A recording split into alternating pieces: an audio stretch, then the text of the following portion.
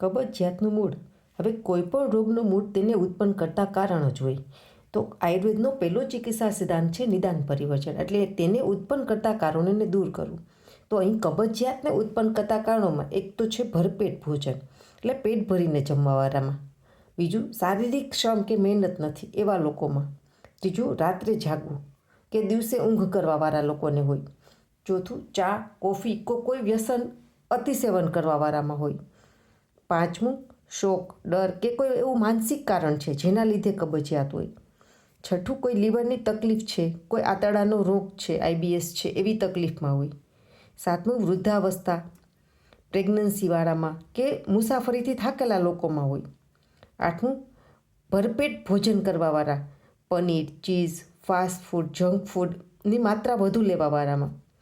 આઠમું, કોઈ દવા ચાલુ છે, કન્ટિન્યુઅસ કોઈ રોગની દવા છે તો તેની આડઅસર રૂપે પણ હોય.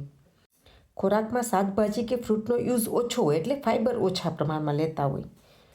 નવમું, વાસી ખોરાક, ઠંડો ફ્રીજવાળો ખોરાક વધારે માત્રામાં લેવાવાળા હોય. 10મું, મેંદાની વસ્તુ, બેકરી આઇટમ રેગ્યુલર યુઝ કરવાવાળા હોય. અને 11મું, વેગાવરોધ, એટલે મળ મૂત્રના વેગને રોકવાવાળા લોકોમાં કબજિયાતની સમસ્યા વધુ હોય. અને જે રીઝનથી કબજિયાત થતું હોય તે રીઝન દૂર કરવાથી તેમાં રાહત પણ મળે. જો આપ કે આપના કોઈ નિયર ડિયર આ સમસ્યા હોય તો તેને આ વિડીયો શેર કરો, જેથી તે જાણી શકે કે તેને કયા રીઝનથી કબજિયાત છે અને તે શોધી એમાંથી કાયમી છુટકારો મેળવી શકે.